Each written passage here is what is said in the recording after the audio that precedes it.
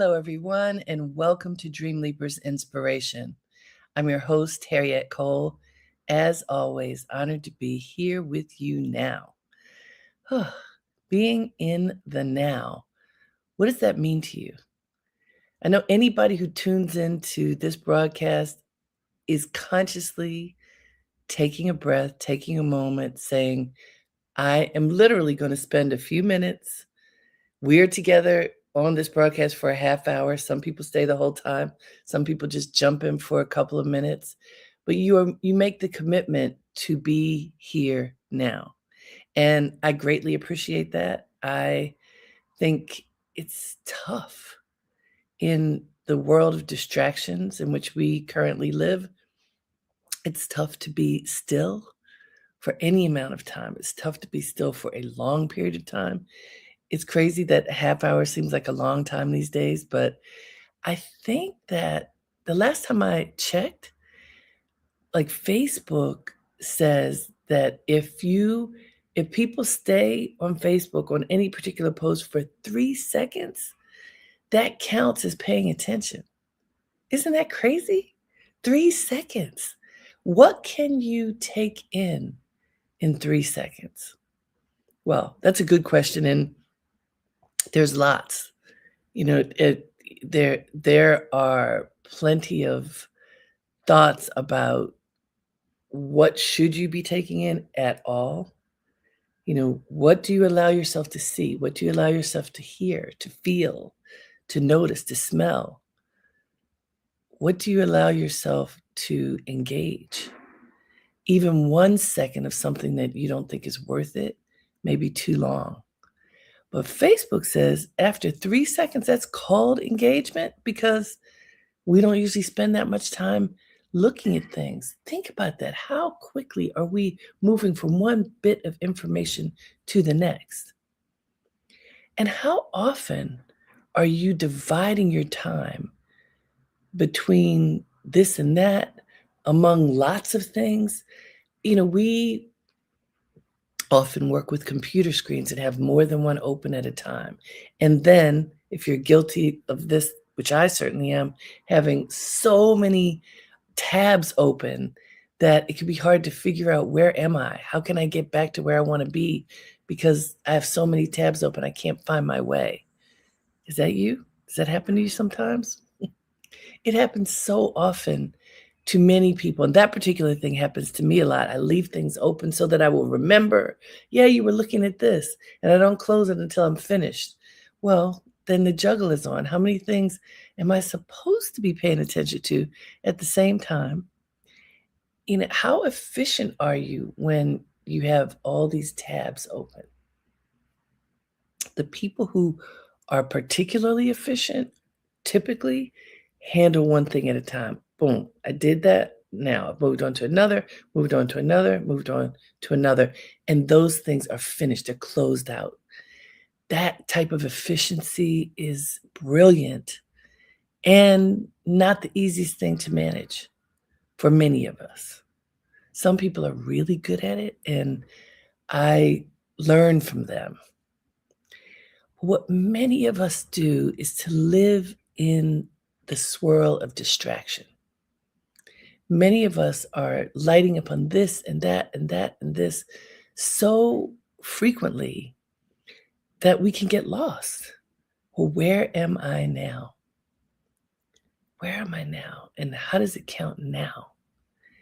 So I thought this would be worth us paying attention to. What does it mean to be fully present? What does it mean to just show up and be here now? To not be on the phone texting when you're sitting in front of other people. To not be thinking about something else when you're in the middle of a conversation. To be fully present, to just be, to be still, to be alert. And how often do we do that? And I guess I'll ask it differently. How often are you navigating more than one thing? Are you balancing lots of balls in the air? And what happens if you have a lot of balls in the air? Usually they start falling on the floor. How do you navigate your life? How often do you find that you pause and are fully present? So, this idea came up for me this past weekend. Last Friday. I went to a beautiful homegoing service for the daughter of my professional mentor, Susan Taylor. You probably know her. She's now Essence Magazine Emerita. She was there for more than 30 years, building it to become this incredible beacon of light for Black women and Black families. And I had the honor of working there for 11 years in the beginning of my career. And really, what people say now is that they're tailor-made by Susan Taylor. Learning how to honor our culture, how to have the deepest of respect for the people who came before us, the people who are around us, to truly acknowledge the power and beauty and potential of our community. And this incredible woman lost her daughter, something nobody wants to experience. And many of us who had worked with Susan came to the service, which also many people missed because it was not advertised at all. It was a private service. And being present there, listening to the stories, looking around and seeing all of the people who brought their love and support to Susan and Shauna's family at this time of need was really powerful. And then afterward, a group of us who had worked together many moons ago broke bread together. And we talked about our memories and talked about our lives and the fleeting nature of life and all the different ups and downs that we have been going through over time. Hi, Kimberly from Detroit. And we acknowledged how precious it was to be able to be in each other's company.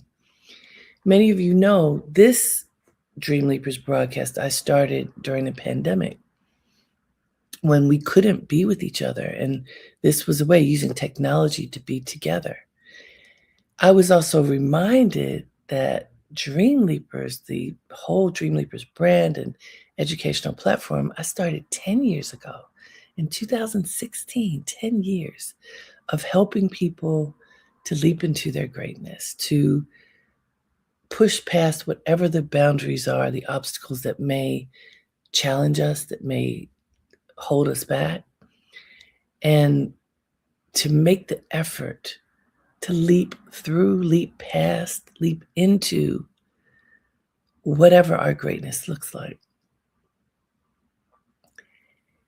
That includes being in the moment. Like, it's not possible to do that unless you are fully present. Like, where am I? What am I doing? What am I thinking? What am I feeling? How am I living?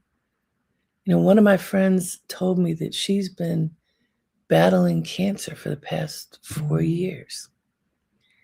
And she's had to rethink everything. And this, by the way, is a very healthy person. Of all the people you could imagine, she is not one who I would have put on the list of being ill. We never know what people are going through. She didn't put herself on that list. She had taken great care of herself, and still she was struck by cancer and is fighting this battle. Being fully present, being in the now, being here, not wallowing in self-pity, not worrying about the future, but being present, dealing with whatever is before you, practicing gratitude for this moment, choosing to keep good company, that lesson of my mother and grandmother that I will never forget. Who are you surrounding yourself with? And do they deserve to be in your life? Do you need to rethink who's in your life? If you are fully present and you look around, does your life look like you want it to? And if it doesn't, what can you do about it?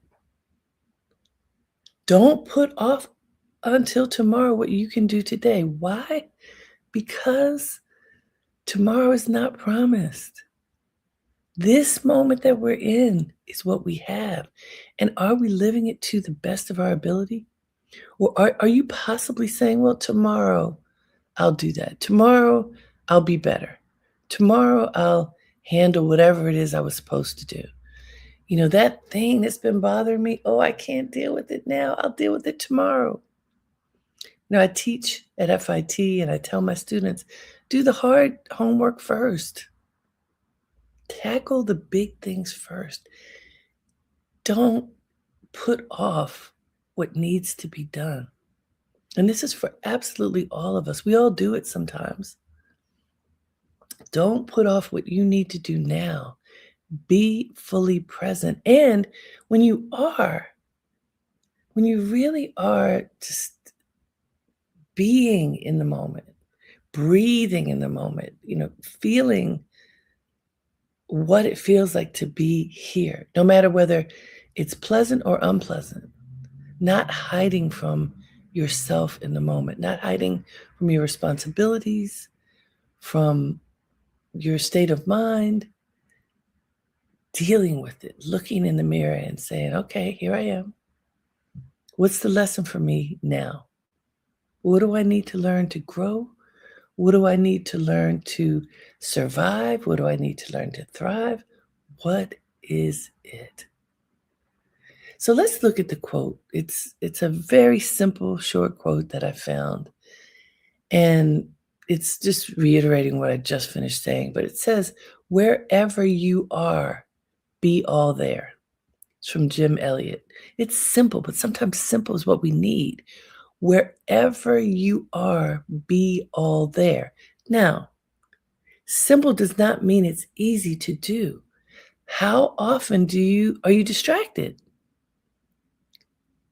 Going back to class the other day, I call on students to read or to do different things, and I was looking around. And as I'm looking around, I see some people paying attention, some people not.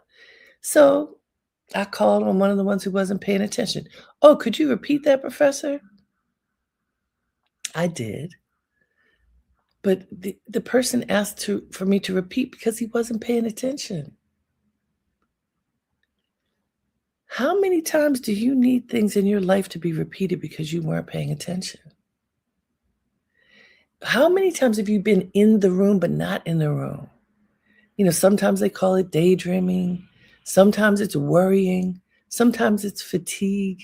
Can't tell you how many of my students say, oh, I mean to pay attention, but I'm tired.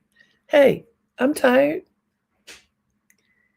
Wherever you are, be all there. What happens if you do that? What happens if, you adjust your posture so that you are not sitting back and chilling? I learned that if you sit in the middle or to the front of your seat, not slouched back, it helps you to be aware, alert. You put your feet flat on the floor so that you ground your feet into the ground, into the floor, wherever it is, and it helps you engage your power. You hold your stomach muscles in and sit up straight. You sit up straight, you relax your shoulders, but you sit up straight and you breathe. And as you do that, you are able to be present. You're able to come back to center, come back to center, come back to center because you've engaged your body to be present. So if you are resting, if you're laying on the sofa, if you're slouched in a chair, if you have not engaged your body so that you will be alert, don't be surprised when you're not alert. If you are watching TV, playing music, listening to a conversation, doing something else when you were supposed to be doing something. What happens? You don't get it all. You get a little bit of it, but you don't get it all. And then you have to repeat it. Who wants that? Like, the efficiency of time comes when you get it the first time. So wherever you are, be all there. Be present. Like when I was sitting with my friends, some of whom I hadn't seen for years, as we're sitting and reminiscing, we were present. We were so happy to be together. And we were able to put our phones down. We were able to just recognize that this is a valuable moment. Let's just be here. Nobody had to say anything. Even our one friend who was waiting for an important call was apologizing when she had to look at her phone because we had engaged each other in such a way that we wanted to be together. And that was more important than whatever the outside distraction was. When you do that, when you show up fully to whatever's happening in your life, it's sweeter. You also remember better. And if you're with other people, they appreciate it because they don't see you wandering off, thinking about something else, doing something else, not paying attention. Be fully present. When you say you're going to do something, do it. When you pivot to something else, do that. I often say that I don't really believe in downtime, so to speak. It doesn't mean that I don't believe in rest or vacation or fun, but downtime connotes to me wasting time. Now, I could have the wrong idea about this, but downtime to me is when it's not even just not doing anything, because you're not doing anything. Could be taking a nap, could be talking to a friend, but those are particular things. Downtime just feels to me like mindless time, wasting time. I don't believe in wasting time. I think it's really important for us to make every moment count, even if how you're doing that is being still, meditating, taking a nap, taking a walk. But when you do it, how can you continue to engage your soul, your spirit, to be here now, to be fully present? When you do that, inspiration flows through you. If you are being fully present and someone approaches you, you can figure out a way to support that person more easily than you imagine because you're seeing the person. Your eyes are open, your heart is open, your ears are open. You're noticing the scene before you, you're noticing the person before you. And even if all you're offering is acknowledgement that I see you, that counts. People crave being seen, crave being heard, and being appreciated for who they are. And too often, somebody walks right by and you don't even see them because you're distracted. You're lost in your thoughts. You're doing something else. But if you're fully present and you're surveying your landscape, what's going on in my world right now? Then what happens? So I want you to think about how you spend your time, starting with how you get up. Do you take a moment to breathe and be? Just be present, be awake, engage your being, stretch, feel your body. What do you think about? What are those first thoughts that you have? Who do you think about? In the who, does it include yourself? Do you think about tending to you, about being quiet, quiet, and quietly present? And just noticing, checking in with yourself. How do you feel? What do you need? How can you get what you need? What does it take for you to get what you need? There's a woman called Lauren Wesley Wilson, who's a creator of Color Calm. And she wrote a book that's so practical and so good. And it's What Do I Need? Is the title. What do I need? Do you ask that question of yourself? What do I need? I love how she framed it in her book, because she talks about what she does with Color Calm is before an event is over, people are talking, networking. That's the point of Color Calm, for people to connect with each other and possibly support each other in whatever their endeavors are. Before she leaves a place, she says, we have to ask this question of each other. What do you need? And what do I need? And how can I be in a space where I can get what I need? You only can get it if you somehow articulate it. People cannot read your mind. Now, you say it and then, wow, a door opens. You're like, how did that happen? Because you said it. Because you surveyed the moment. You've already surveyed the moment of your own life. Okay, what do I need? And am I brave enough to say it? And am I in the right space to say it? In the right room to say it? And if I'm not in the right room, in my fully present moment now, what can I envision the right room to be?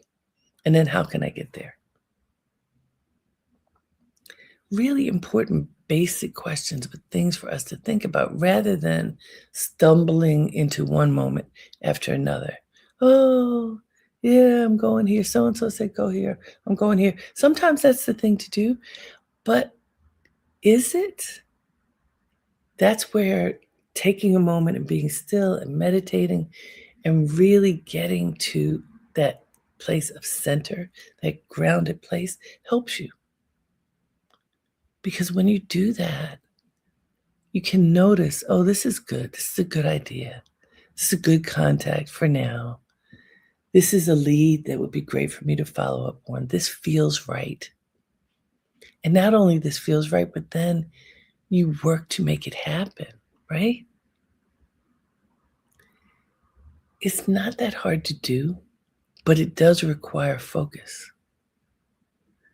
And focus has everything to do with being fully present. Your focus gets divided into so many parts. If you're thinking about this and that, and I've got all these things to do, and how am I going to get them all done? And you go on and on and on like that. That is not the goal. That is not the goal. The goal is focus. The goal is clarity. The goal includes having a plan. What do you want for yourself? Have you thought about that? What do you want for yourself now? What do you want for yourself long term? And what can you do to get it? And this simple quote from Jim Elliot, wherever you are, be all there. Wherever you are. And by the way, if you find yourself in a place, you're being there, and then you're like, wait a minute, I don't want to be here. Then remove yourself from that place, right? You don't have to be. Okay, there's EJ Benson saying, hey, glad to have you here. You know, if the time has run out for you to be in whatever the place is, leave. Right? If you don't want to be someplace, don't check out in your mind, but stay there. Physically leave. Right? Hey, Bethune, physically take yourself out of a situation where you shouldn't be. Don't be halfway present, because it might even be sending the wrong signal, sending a mixed signal. You're in a place and something's happening that you don't agree with. Don't have your physical being there. Exit.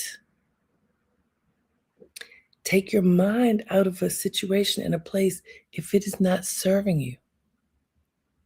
The definition of yoga is union. It's union of mind, body, and spirit.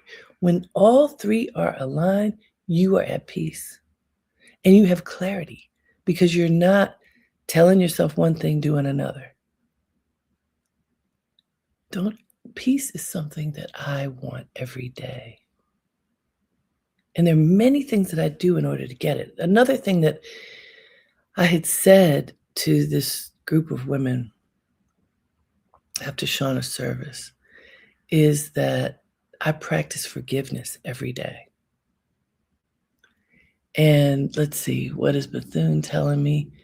If you have a lingering item in the back of your mind, if you break it down into groups, it's not fully resolved, but you're working on it. It sometimes pops up while I'm with people. Well, see, there's the thing. We're a work in progress. That's why it's an action to be fully present. And why meditation is so good, because when you're still and silent, things do come up and then you can explore them and learn from them and make decisions about them. And aha moments come up at all kinds of times. If you're paying attention, what can happen? I think what can happen is that you can resolve things that aren't serving you anymore. You can get to next, which is not always easy to do. But you can't get there if you're not paying attention. That part is for certain. You absolutely must pay attention and be reflective in order to come to a moment of awareness. And the moment of awareness comes much more easily if you have committed to being fully present in the moment. So what I was mentioning a moment ago is practicing forgiveness. So for me, part of being able to be fully present is practicing forgiveness. There have been relationships in my life, things that have occurred for which I'm resentful, for which I'm angry, for which I'm hurt. And I'm saying this in the present tense because sometimes I still feel it. But what I have worked to do, and I should say continue to work to do, is to forgive whoever hurt me, however they hurt me, when I feel it, when I remember it, to practice forgiveness in that moment, to actively practice forgiveness. I forgive you for hurting my feelings. I forgive you for being mean. I forgive you for ignoring me. I forgive you for not being able to love me the way that I want to be loved. I forgive you for not seeing me for who I am. I forgive you for being unkind. And by the way, I forgive myself for sometimes not being strong enough in these situations to just let it roll off my back. I forgive myself for allowing people to hurt me. I practice forgiveness every day, and it allows me to be fully present. Because when you are holding on to resentments and anger and fear, you are not present. You are not in the moment. You are in the past. You're stuck somewhere if you are having resentment, if you're having anger. If fear could also be because you're projecting into the future. I think this is going to happen. So that is not being fully present wherever you are. I'm telling you, this is not easy to do. And it is so gratifying when you feel the freedom that comes with being in the present moment. Okay, right now, what can I do? What can I do to take care of myself in this second? What can I do right now? And I want to tell you that when you are in the moment and you look around and you see what's going on, you have strength if you stay in the present. Like, okay, this is what I see that's happening now. And it could be, now is not the right time for me to deal with this. I'll talk to you later. If your mind is taking you somewhere and it's not the right time, you can tell your mind, not now. Right? What is before me now is what I need to be dealing with. I don't need to have you, this person, this experience, this situation in my head right now. I'm tabling it. Now you have to go back to it, put it in a moment, but you cannot deal with everything at the same time. So don't try to. Deal with what is before you to the best of your ability. Deal with it as evenly as you can, not judging yourself or others. And then moving in the present moment to the next present moment. Staying alert, staying clear, staying in your power. It works. So I want you to practice this. Use the breath to help you come back to center. And see how gratifying it is for you to continue to claim your power no matter what the circumstance. Value the moment, value the people you're sharing the moment with, and enjoy it. Let's try it together. Thank you so much for joining today. I hope this helps you to move through your day with strength and clarity. Until next time, have a great day and make it count. Namaste.